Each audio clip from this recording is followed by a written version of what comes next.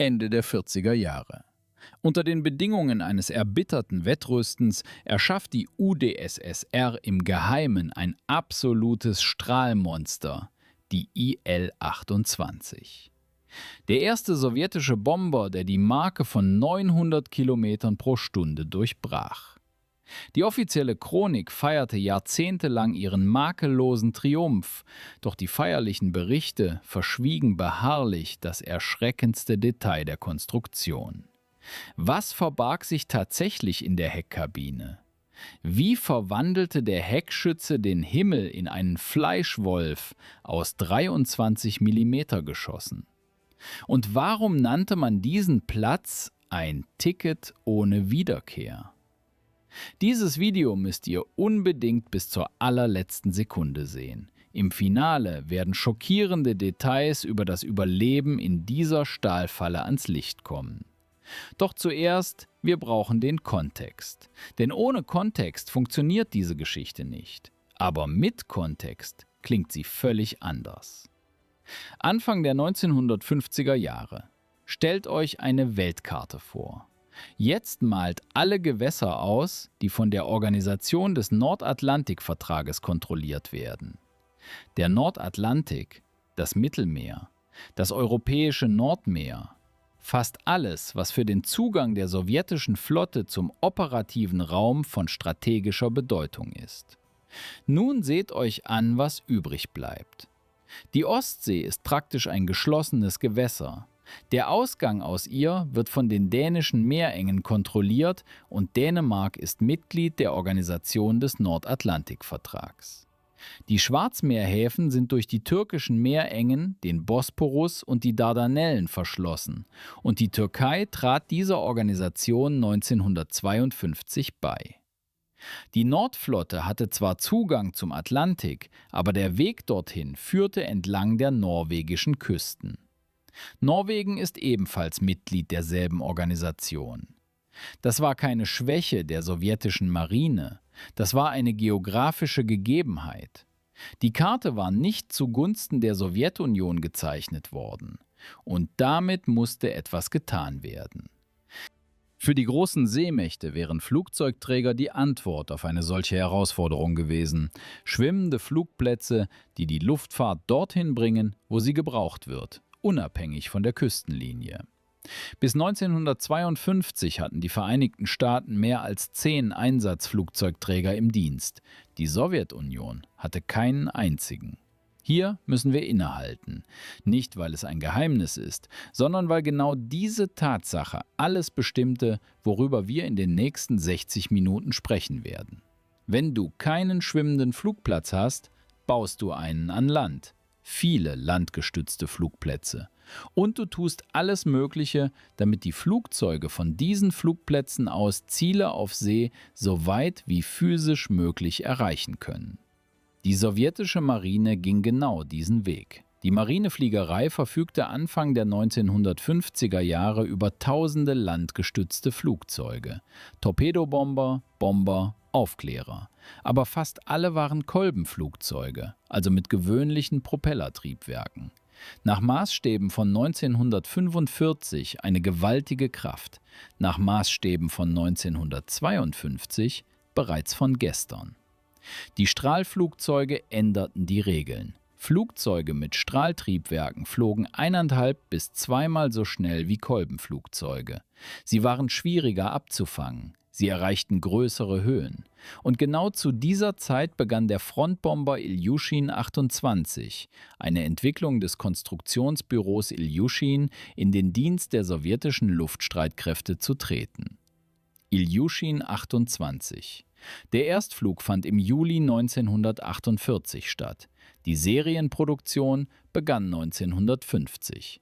Höchstgeschwindigkeit 900 Kilometer pro Stunde. Dienstgipfelhöhe 12.300 Meter. Nach Maßstäben der frühen 50er Jahre einer der besten Frontbomber der Welt. Und genau dann stellte jemand im Stab der sowjetischen Marine eine sehr richtige Frage. Was, wenn man diesem Flugzeug beibringen würde, Schiffe anzugreifen? Die sowjetischen Admiräle fanden die Antwort dort, wo niemand suchte. Nicht auf dem Wasser, sondern in der Luft. Und diese Antwort flog mit einer Geschwindigkeit von 900 Kilometern pro Stunde. Aber um einen Strahlbomber in einen Torpedobomber zu verwandeln, musste man zuerst den Torpedo selbst neu überdenken. Denn die alten Regeln funktionierten hier überhaupt nicht. Um zu verstehen, warum der reaktive Lufttorpedo RAT-52 eine Revolution war, muss man zuerst verstehen, wie Torpedos davor funktionierten. Stellt euch einen alten Marine-Torpedobomber vor, ein Kolbenflugzeug, laut, langsam. Er fliegt knapp über dem Wasser, in einer Höhe von buchstäblich 20 bis 30 Metern. Geschwindigkeit 200, maximal 250 Kilometer pro Stunde.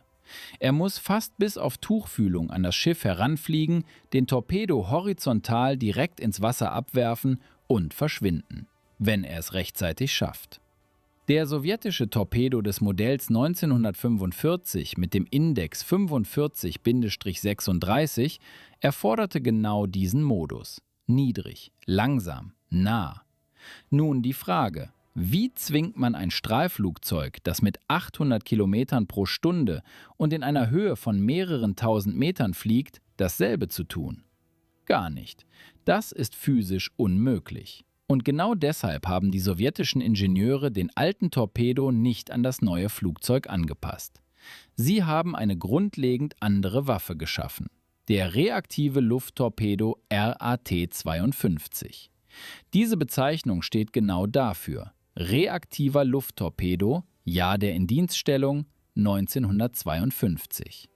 So funktionierte er. Das Flugzeug fliegt in einer Höhe von bis zu mehreren tausend Metern, mit hoher Geschwindigkeit, außerhalb der Sichtweite des Ziels.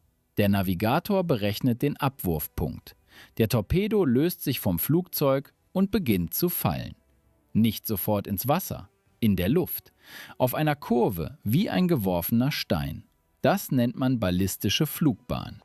Einfach gesagt, der Torpedo fliegt auf derselben Kurve, die ein Ball beschreibt, wenn man ihn in einem Winkel nach unten wirft. In einer Höhe von 500 Metern über dem Wasser öffnet sich ein Fallschirm. Die Kappe entfaltet sich, der Torpedo bremst ab, richtet sich in der Luft aus und trifft in einem korrekten Winkel auf das Wasser. Im Moment des Aufpralls auf das Wasser schaltet sich ein Raketentriebwerk ein. Es beschleunigt den Torpedo auf 130 Kilometer pro Stunde direkt unter der Oberfläche. Die gesamte Sequenz vom Moment des Abwurfs bis zum Eintritt des Torpedos ins Wasser dauerte nicht länger als 35 Sekunden. 35 Sekunden. Stoppt die Zeit auf eurer Uhr. Genau so viel Zeit hatte die Schiffsbesatzung, um zu reagieren. Aber es gab praktisch nichts, worauf man reagieren konnte, denn sie sahen das angreifende Flugzeug überhaupt nicht. Hier ist das Wichtigste: Die Entfernung zwischen dem Abwurfpunkt des Torpedos und dem Ort, an dem er ins Wasser eintauchte, betrug 3,5 bis 4,5 Kilometer. 4 Kilometer. Das ist eine Entfernung, bei der selbst bei klarem Wetter ein Strahlflugzeug in großer Höhe von Deck eines Schiffes aus visuell kaum zu entdecken ist. Kein einziger Torpedobomber der Welt konnte das Anfang der 50er Jahre. Keiner. Davor sah ein Torpedoangriff so aus: Das Flugzeug sieht das Schiff sieht das Flugzeug. Weiter, wer wen erwischt. Flugabwehrgeschütze gegen den Piloten. Der reaktive Lufttorpedo RAT-52 änderte diese Gleichung vollständig. Das Flugzeug sieht das Schiff durch Visiere und Berechnungen. Das Schiff sieht das Flugzeug überhaupt nicht. Das ist kein Duell mehr. Das ist eine ganz andere Geschichte. Aber Papier und Realität sind zweierlei. Die ersten Tests zeigten, diese Waffe weiß zu überraschen. Und nicht immer so, wie man es sich wünscht. Bei einem der ersten Testabwürfe hätte der reaktive Lufttorpedo fast das eigene Flugzeug zerstört. Und das war keine kleine Störung. Das war ein Moment, nachdem das gesamte Testprogramm komplett überdacht wurde. Truppenübungsplatz, irgendwo über sowjetischen Gewässern. Einer der ersten Testabwürfe des reaktiven Lufttorpedos RAT-52. Die Besatzung erledigte alles vorschriftsmäßig. Höhe eingehalten, Geschwindigkeit eingehalten, der Navigator gab den Befehl, der Torpedo löste sich. Und genau da ging etwas schief. Die Fallschirmkappe öffnete sich entgegen dem Standardalgorithmus. Anstatt den Torpedo abzubremsen und sanft in der Luft auszurichten, riss sie ihn scharf nach oben und ließ ihn dann los. Der Torpedo ging fast senkrecht nach unten. Das klingt wie etwas weit entfernt vom Flugzeug, aber das Problem ist, wo genau sich dieser Torpedo im Moment der Trennung befand. Direkt unter dem Leitwerk. Das Leitwerk sind die Ruder des Flugzeugs, das Seiten- und Höhenleitwerk. Genau sie halten die Maschine in der Luft und ermöglichen die Steuerung. Wenn man sie beschädigt, verliert das Flugzeug nicht einfach nur die Kontrolle, es hört auf, ein Flugzeug zu sein. Der Torpedo passierte das Leitwerk der Ilyushin 28 in gefährlicher Nähe. Wie nah? Die genaue Zahl taucht in offenen Quellen nicht auf, aber allein die Tatsache, was danach geschah, spricht Bände. Das Testprogramm wurde gestoppt. Sofort. Stellt euch vor, ihr sitzt im Cockpit dieses Flugzeugs. Ihr habt gerade den Torpedo abgeworfen, ihr führt ein Ausweichmanöver aus, eine Standardkurve nach dem Abwurf, und in diesem Moment meldet euch der Beobachter an Bord, was vor einer Sekunde passiert ist.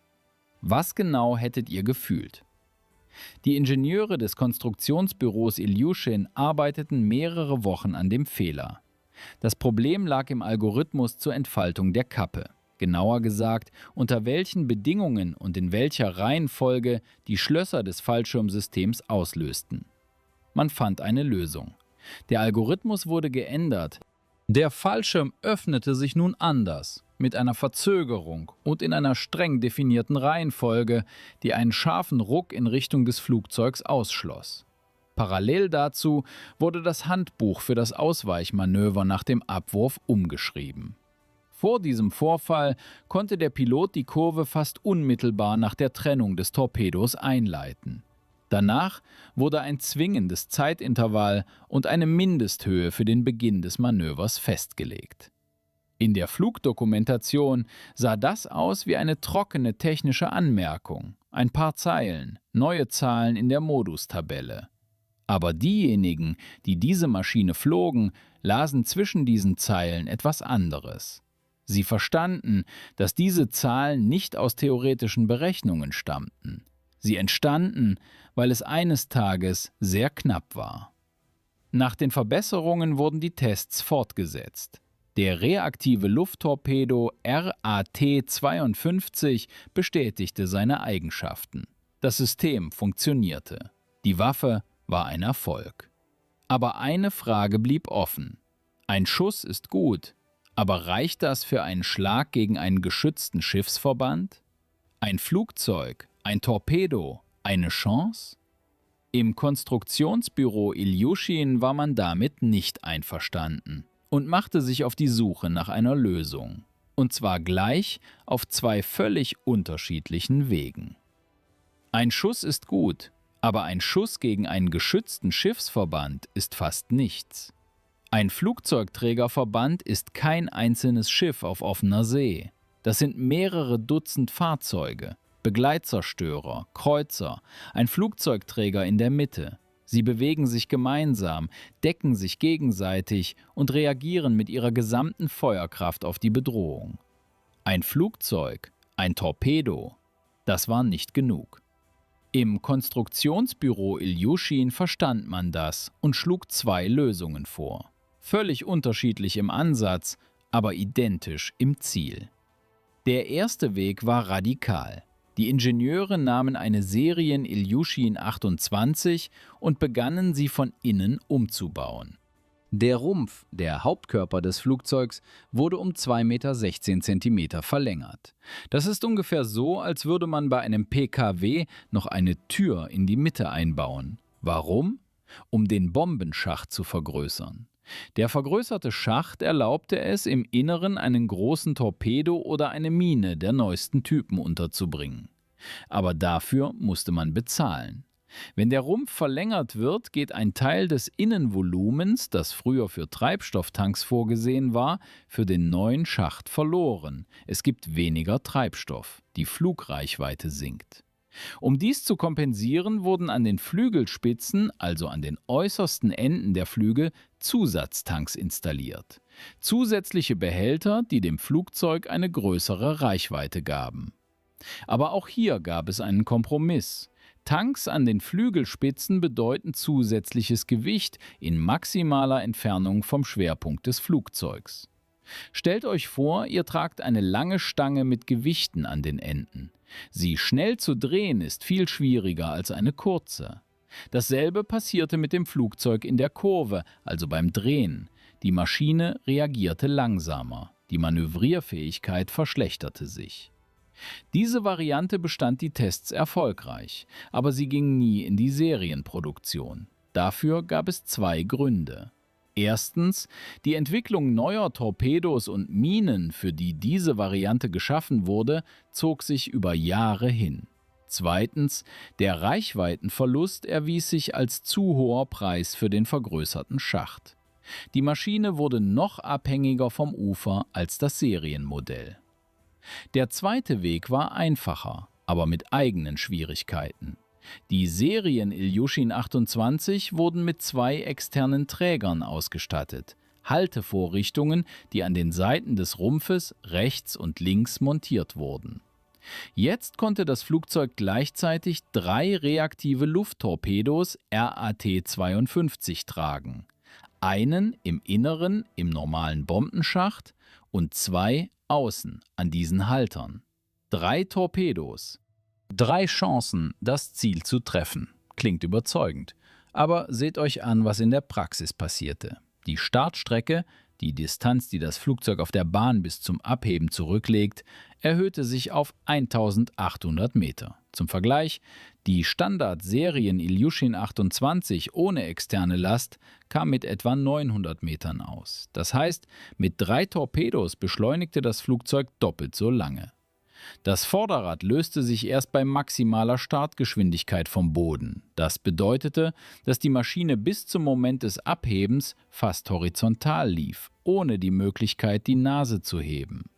Bei Geschwindigkeiten über 650 km pro Stunde begann eine Längsvibration des vorderen Teils. Das heißt, die Nase des Flugzeugs begann entlang der Flugachse fein zu zittern. Nicht kritisch, aber spürbar. Bei der Landung hing alles davon ab, wie viel Treibstoff noch in jedem der Torpedos war und wie symmetrisch sie geladen waren. Bei der kleinsten Differenz im Gewicht der rechten und linken Aufhängung zog das Flugzeug zur Seite. Piloten nannten das Gieren. Man musste mit dem Seitenruder dagegenhalten, also aktiv die Pedale bis zum Moment des Aufsetzens auf der Bahn benutzen.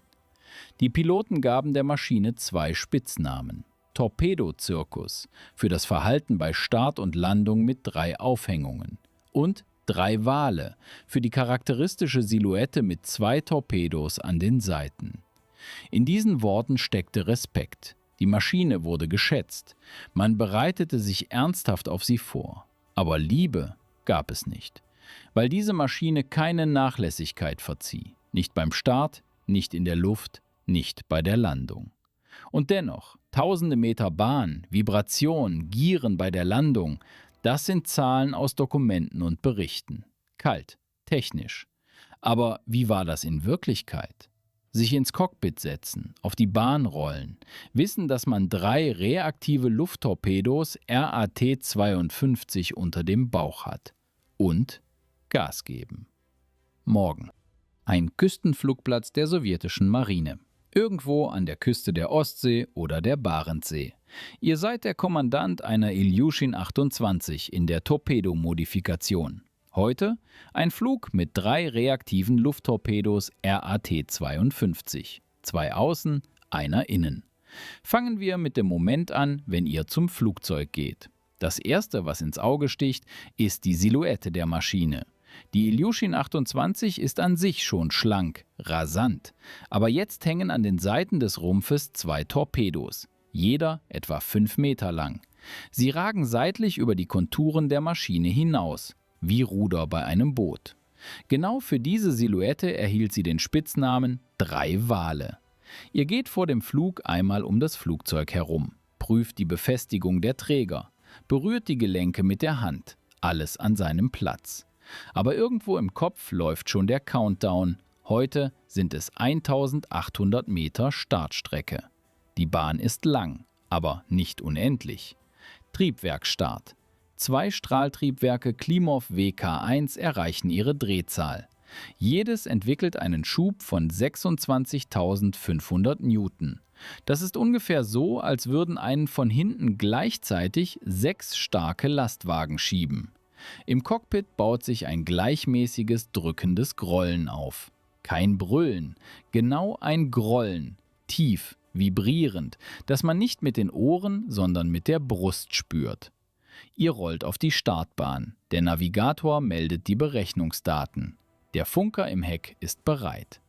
Die Bahn vor euch ist ein gerades graues Band, das bis zum Horizont führt.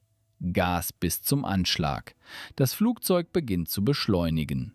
Und hier ist der erste Unterschied zu einem normalen Flug. Die Maschine beschleunigt schwerfällig. Nicht unbedingt langsam, man spürt einfach die Trägheit. 3 Torpedos sind zusätzliches Gewicht, das man in Bewegung setzen und beschleunigen muss. Die Erde flimmert unter den Rädern. Bäume am Rand der Bahn beginnen zu einem grünen Streifen zu verschwimmen. Das Vorderrad hebt nicht ab. Ihr wartet. Die Geschwindigkeit steigt. Der Zeiger des Instruments kriecht nach rechts. Die Maschine läuft immer noch horizontal, die Nase hebt sich nicht. Und erst bei maximaler Startgeschwindigkeit löst sich das Vorderrad endlich vom Beton. Ein Sekundenbruchteil und das Flugzeug ist in der Luft. Unter euch ist keine Bahn mehr, unter euch ist Wasser. In der Luft verhält sich die Maschine anders als ohne Last. In Kurven, also beim Fliegen mit Schräglage, reagiert sie etwas langsamer. Genau diese Tanks an den Flügelenden, falls sie installiert sind, tun ihr Übriges. Aber selbst ohne sie, 2 Torpedos an den Seiten erhöhen den Widerstand. Ihr haltet die Geschwindigkeit unter 650 Kilometern pro Stunde. Oberhalb dieser Marke beginnt eine Vibration des vorderen Teils, ein leichtes Zittern, das sich über das Steuerhorn auf die Handflächen überträgt. Nicht gefährlich, aber konstant und nervig. Erreichen des Zielgebiets. Der Navigator arbeitet mit den Zielgeräten, ihr haltet Kurs und Höhe. Die Erde, oder besser gesagt das Wasser, ist weit unten. Das Ziel ist visuell nicht zu sehen. Das ist der Sinn des gesamten Systems. Befehl des Navigators. Abwurf. 1, 2, 3 Torpedos lösen sich in verschiedenen Momenten nach der Berechnung des Navigators. Jeder Abwurf ein leichter Stoß. Die Maschine wird nach jedem Torpedo etwas leichter, etwas gehorsamer. Ausweichmanöver, Kurve, Steigflug und jetzt die Landung. Hier beginnt das, was in Dokumenten trocken beschrieben wird, aber im Leben anders aussah. Wenn beide Torpedos symmetrisch abgeworfen wurden, alles nach Plan. Aber wenn einer weg ist und der zweite aus irgendeinem Grund hängen blieb oder wenn in den Torpedotanks unterschiedliche Restmengen sind, zieht die Maschine zur Seite. Ihr setzt zur Landung an. Die Geschwindigkeit sinkt. Bei niedrigen Geschwindigkeiten reichen die Ruder nicht aus, um die Maschine ohne Anstrengung gerade zu halten. Man muss mit den Pedalen arbeiten. Ständig, sanft, den Moment erahnend, in dem der Zug nach links in einen Zug nach rechts umschlägt. Die Anleitung sagte eines, die Erfahrung etwas anderes. Und die Kluft zwischen beidem konnte die Maschine kosten. Deshalb waren die Piloten, die die Ilyushin 28 als Torpedobomber meisterten, nicht einfach nur Piloten eines Strahlbombers. Sie waren eine eigene Kategorie. Die Maschine verlangte mehr von ihnen und sie wussten das. Aber während die Piloten diese Maschine auf den Flugplätzen meisterten, liefen in den Stäben der sowjetischen Marine ganz andere Gespräche. Über Reichweite, über Maßstäbe, darüber, dass gut nicht reicht und dass die Zeit dieser Maschine vielleicht schon abgelaufen war. Mitte der 1950er Jahre. Es waren nur wenige Jahre seit Beginn der Tests des reaktiven Lufttorpedos RAT-52 vergangen. Die Maschine flog, Die Waffe funktionierte, die Piloten meisterten die Technik, alles ging seinen Gang. Und genau zu dieser Zeit begann man in den Stäben der sowjetischen Marine eine Frage zu stellen, auf die es keine bequeme Antwort gab. Wie weit kann die Iljuschin 28 fliegen? Die praktische Reichweite der Serien Iljuschin 28 betrug etwa 2400 Kilometer. Das ist die Entfernung von Moskau bis etwa zur Mitte des Mittelmeers. Klingt beeindruckend, aber seht euch die Karte noch einmal an. Die Küstenflugplätze der sowjetischen Marine im Norden des Landes befanden sich auf der Halbinsel Kola und in der Gegend von Archangelsk.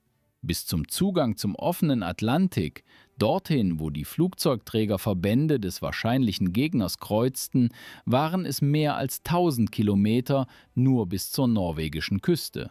Und das ohne Berücksichtigung von Manövern, der Suche nach dem Ziel und dem Rückweg.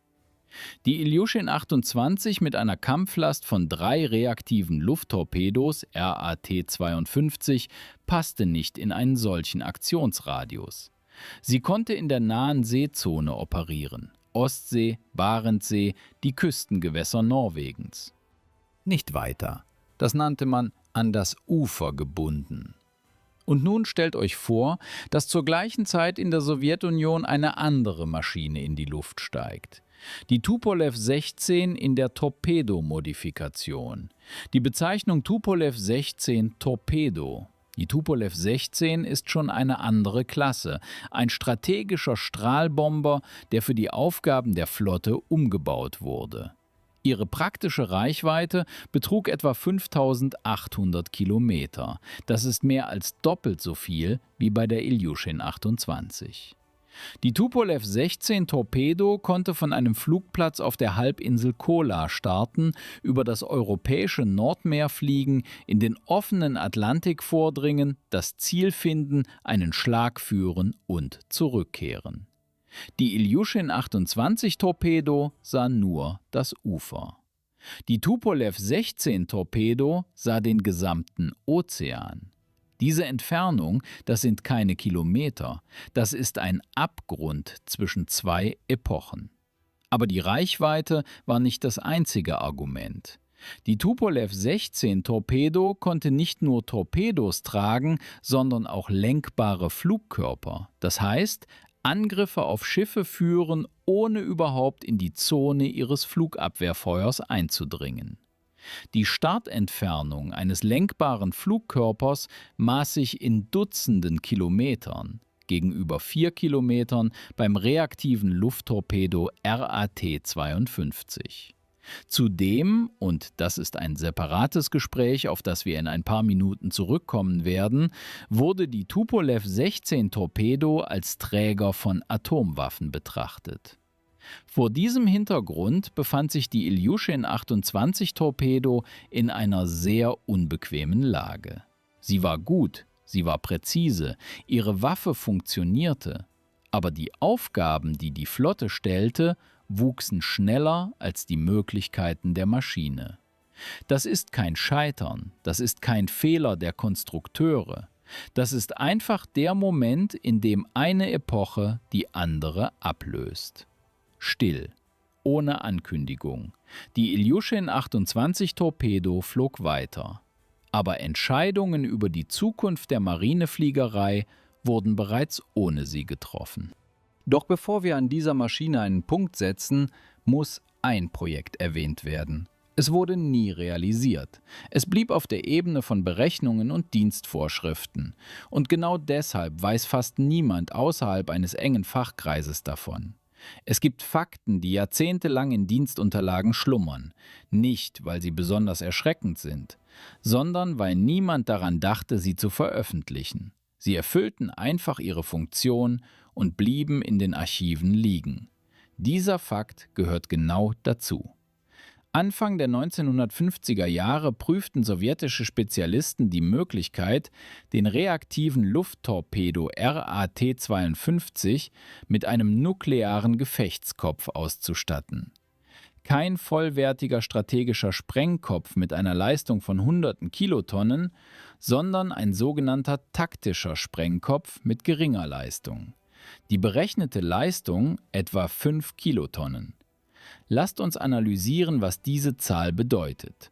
5 Kilotonnen, das sind 5000 Tonnen TNT-Äquivalent. Zum Verständnis des Maßstabs: Der Sprengkopf, der im August 1945 über der japanischen Stadt Hiroshima eingesetzt wurde, wird auf etwa 13 bis 15 Kilotonnen geschätzt. Das heißt, der berechnete Sprengkopf für den reaktiven Lufttorpedo RAT-52 war etwa dreimal kleiner. Aber hier ist es wichtig, eine Sache zu verstehen. Dieser Torpedo war nicht für einen Schlag gegen eine Stadt bestimmt. Er war für einen Schlag gegen Schiffe auf offener See bestimmt. Und für Schiffe sind 5 Kilotonnen mehr als genug. So hätte das in der Praxis ausgesehen. Ein Flugzeugträgerverband bewegt sich im offenen Ozean. Das sind Dutzende Schiffe, die um einen Flugzeugträger herum aufgebaut sind. Das teuerste und strategisch wichtigste Schiff jener Zeit. Begleitzerstörer befinden sich am Umfang in einer Entfernung von mehreren Kilometern vom Zentrum der Formation. So nennt man die Ordnung der Schiffe der Gruppe. Der Zerstörungsradius eines 5 Kilotonnen starken Atomsprengkopfs bei einer Unterwasserexplosion hätte fast die gesamte Formation der Flugzeugträgergruppe abgedeckt. Jedes Schiff in einem Radius von 3 Kilometern vom Explosionspunkt hätte Schäden erlitten, die mit einer weiteren Fahrt unvereinbar gewesen wären. Ein Flugzeug, 3 Personen in der Besatzung. Ein Abwurf aus 4 Kilometern Entfernung außerhalb der Sichtweite des Ziels. Das war die Berechnung, die auf dem Papier lag. Das Projekt kam nicht über theoretische Berechnungen hinaus. In die Serienproduktion ging die nukleare Variante des reaktiven Lufttorpedos RAT-52 nicht. Die genauen Gründe für die Einstellung des Projekts tauchen in offenen Quellen nicht auf. Die Unterlagen wurden entweder nicht freigegeben oder sind nicht erhalten geblieben. Aber die bloße Existenz dieser Berechnungen spricht Bände. Anfang der 1950er Jahre betrachtete das sowjetische Militärkommando die Iljuschin-28-Torpedo nicht nur als Flugzeug zur Bekämpfung von Schiffen in der nahen Seezone. Sie sahen in ihr eine Plattform für einen taktischen Atomschlag gegen gegnerische Schiffsverbände. Das ändert grundlegend die Sichtweise auf diese Maschine. Die Iljuschin-28-Torpedo war nicht nur eine Weiterentwicklung der Idee eines Marinetorpedobombers. Es war der Versuch, eine asymmetrische Antwort auf die Seeherrschaft der Vereinigten Staaten zu finden. Nicht die gleiche Flotte zu bauen, sondern einen Weg zu finden, die bestehende Flotte des Gegners verwundbar zu machen. Billig, schnell und mit einer minimalen Anzahl an Flugzeugen. Die Idee blieb auf dem Papier, aber das Papier ist erhalten geblieben. Und jetzt wissen wir, was dieses Flugzeug in Wirklichkeit hätte werden können, wenn die Umstände anders gewesen wären. Doch für die Plattform selbst, für das Flugwerk, für die Triebwerke, für die Idee eines reaktiven Marineflugzeugs blieb noch eine Chance, die letzte. Und sie erwies sich als vielleicht bezeichnendste von allem, was mit dieser Maschine geschah. Mitte der 1950er Jahre, während die Stäbe der sowjetischen Marine Entscheidungen über die Zukunft der Torpedoluftfahrt trafen, wuchs in einer anderen Richtung eine völlig eigenständige Bedrohung. Und sie kam unter Wasser hervor. U-Boote hatten sich bis dahin zum Hauptinstrument der maritimen Konfrontation entwickelt. Die Vereinigten Staaten entwickelten ihre U-Boot-Flotte aktiv. Neue U-Boote waren schneller, leiser und konnten tiefer tauchen als alles, was vorher schwamm. Sie agierten im offenen Ozean weit weg von den Ufern und sie zu entdecken wurde immer schwieriger. Die sowjetische Marine brauchte Flugzeuge, die in der Lage waren, U-Boote des Gegners zu suchen und zu vernichten. Diese Aufgabe nannte man U-Boot-Abwehr. Spezialisierte Flugzeuge für diese Aufgabe fehlten in der sowjetischen Flotte, dafür standen eine große Anzahl Iljuschin-28 in verschiedenen Modifikationen im Dienst. Und jemand stellte erneut die gleiche Frage wie vor ein paar Jahren. Was, wenn man sie umbaut? So entstand die Iljuschin-28 in der U-Boot-Abwehr-Modifikation.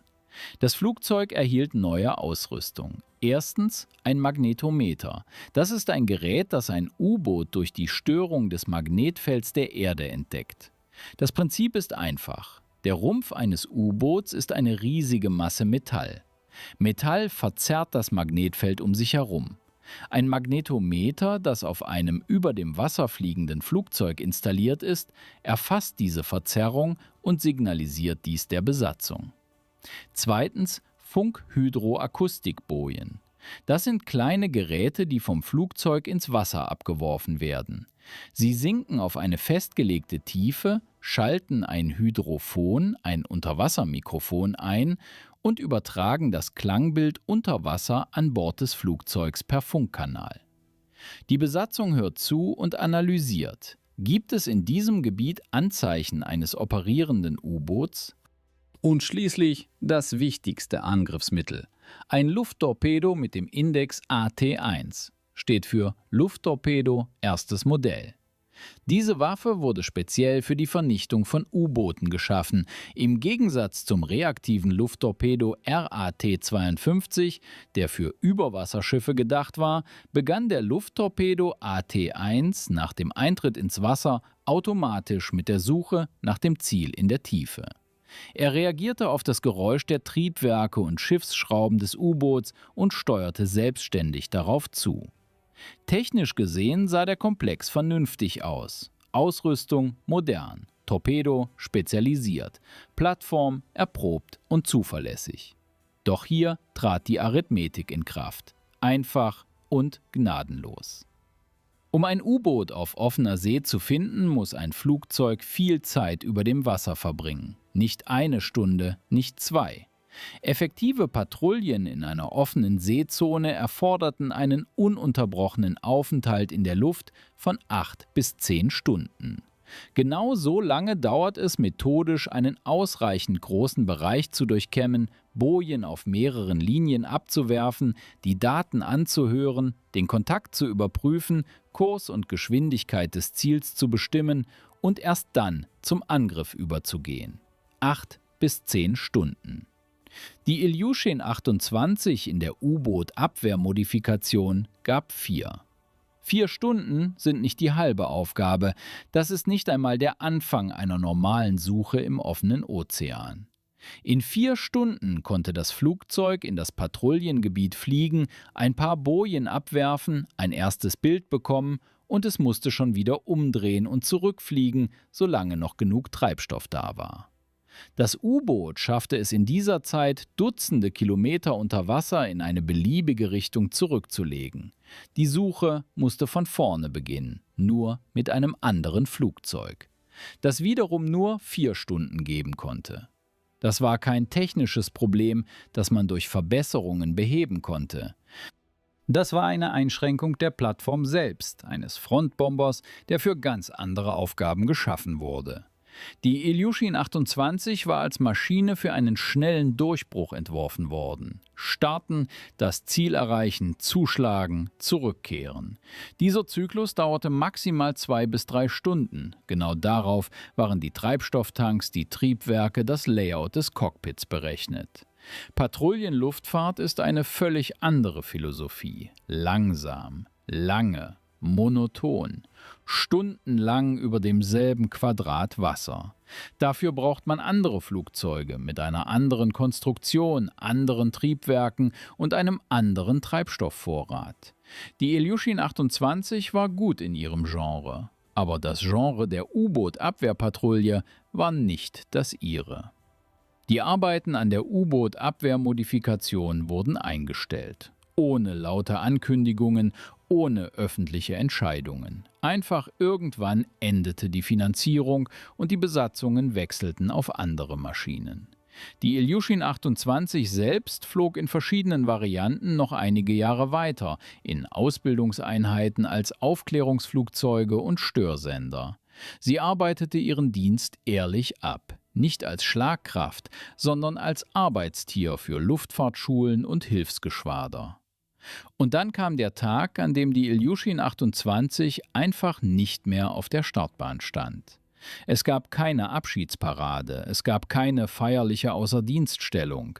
Die Maschine verschwand aus den Fronteinheiten so, wie alle ehrlichen Flugzeuge gehen, die ihre Zeit abgeflogen haben. Still, ohne Aufregung, ohne unnötige Worte. Ein paar Exemplare blieben in Museen erhalten, die Mehrheit ging in den Schmelzofen. Und nun, da wir diese ganze Geschichte kennen, von den ersten Tests des reaktiven Lufttorpedos RAT-52 bis zur leeren Startbahn, auf der diese Maschine nicht mehr steht, ist es an der Zeit, die letzte Frage zu stellen. Keine technische, keine taktische, einfach eine menschliche. Was bedeutet es, alles richtig zu machen und trotzdem nachzugeben? Es gibt eine besondere Art von Geschichten, die nicht mit einem Scheitern enden und nicht mit einem Triumph enden. Sie enden in Stille. Die Geschichte der Ilyushin 28 Torpedo ist genau so eine Geschichte. Lasst uns alles zusammenfassen, was wir wissen. Das Flugzeug flog, selbstbewusst, mit einer Geschwindigkeit von 900 Kilometern pro Stunde, schneller als jeder Kolben-Torpedobomber der Welt zu jener Zeit. Die Waffe funktionierte. Der reaktive Lufttorpedo RAT-52 tat das, wofür er geschaffen wurde. Er ging aus 4 Kilometern Entfernung, außerhalb der Sichtweite des Ziels, in 35 Sekunden ins Wasser. Keine Flotte hatte Anfang der 1950er Jahre eine zuverlässige Antwort auf einen solchen Angriff. Die Besatzungen waren ausgebildet. 1800 Meter Startstrecke, Vibration über 650 Kilometer pro Stunde, Gieren bei der Landung. All das hatten sie gemeistert und flogen. Ingenieure fanden zwei verschiedene Lösungen zur Erhöhung der Munitionslast. Eine durch tiefgreifenden Umbau des Rumpfes, die andere durch externe Träger. Beide funktionierten. Die Idee einer nuklearen Variante des reaktiven Lufttorpedos zeigte, das Militärkommando sah in dieser Maschine mehr als nur einen Torpedobomber für die Küstenzone. Sie sahen in ihr ein Werkzeug für ein strategisches Gleichgewicht. All das ist die Wahrheit. Und all das wurde richtig gemacht, ohne wesentliche Fehler, ohne katastrophale Scheitern. Und dennoch, die Maschine ist weg. Warum? Weil der Fortschritt nicht fragt, ob man seine Aufgabe gut erledigt hat. Er fragt nur eines: Bist du genug für die nächste? Die Tupolew 16 Torpedo gab der Flotte 5800 Kilometer Reichweite gegenüber 2400 bei der Ilyushin 28. Sie trug lenkbare Flugkörper, die in Entfernungen arbeiteten, die für keinen Torpedo erreichbar waren. Sie wurde als Träger von Atomwaffen betrachtet, nicht mehr in der Theorie, sondern in realen Programmen. Die Ilyushin 28 Torpedo hat den Wettbewerb nicht verloren, sie blieb einfach in der Epoche, die sie hervorgebracht hatte. Und die Epoche änderte sich. Hier lohnt es sich, innezuhalten und über Menschen nachzudenken, nicht über Flugzeuge und nicht über Torpedos. Ingenieure des Konstruktionsbüros Ilyushin, die den Rumpf um 2,16 Meter verlängerten und Träger erfanden. Testpiloten, die als erste den reaktiven Lufttorpedo RAT-52 abwarfen und sahen, wie sich der Fallschirm nicht vorschriftsmäßig öffnete. Piloten, die die 1800 Meter Startstrecke und die Landung mit asymmetrischer Last meisterten. Sie wussten nicht, dass sie eine Maschine bauten, die nicht die wichtigste werden würde. Sie taten einfach ihre Arbeit so gut sie konnten. Und darin liegt keine Tragödie. Versteht ihr? Wir sind daran gewöhnt, die Geschichte der Technik in Gewinner und Verlierer einzuteilen. In das, was eingeschlagen hat, und das, was nichts geworden ist. Wir brauchen klare Grenzen. Das ist ein Erfolg, das ist ein Scheitern. Aber die Ilyushin 28 Torpedo passt nicht in diese Grenzen. Sie war ein Werkzeug eines konkreten Moments, der frühen 1950er Jahre, als die Strahlfliegerei gerade erst in die Marinegeschwader Einzug hielt, als noch niemand genau wusste, wie eine Flotte ohne Flugzeugträger aussehen sollte und als jede Idee nicht in der Stille der Büros geprüft wurde, sondern auf Übungsplätzen, in der Luft, über echtem Wasser. Diese Maschine wurde zur Brücke. zwischen der Kolbenära der Torpedobomber und der Strahlära der Raketenflugzeuge. Sie hat diese Brücke vollständig überquert. Und am anderen Ufer entdeckte sie, dass dort schon jemand anderer stand. Das ist keine Niederlage, das ist ein Übergang. Und wenn ihr jemals das Gefühl habt, dass ihr alles richtig gemacht habt und das Ergebnis trotzdem nicht so ausgefallen ist, wie ihr es erwartet habt, erinnert euch an diese Maschine. An das Flugzeug, das mit 900 Kilometern pro Stunde flog, aus 4 Kilometern Entfernung auf Ziele einschlug, keine Nachlässigkeit verzieh und keine Liebe verlangte. Nur Respekt. Und das eines Tages einfach nicht mehr auf der Startbahn stand. Nicht, weil es schlecht war, sondern weil die Zeit immer nur in eine Richtung läuft und keine Geschwindigkeit, selbst 900 Kilometer pro Stunde, sie einholt. Danke fürs Zusehen, bis zum nächsten Mal.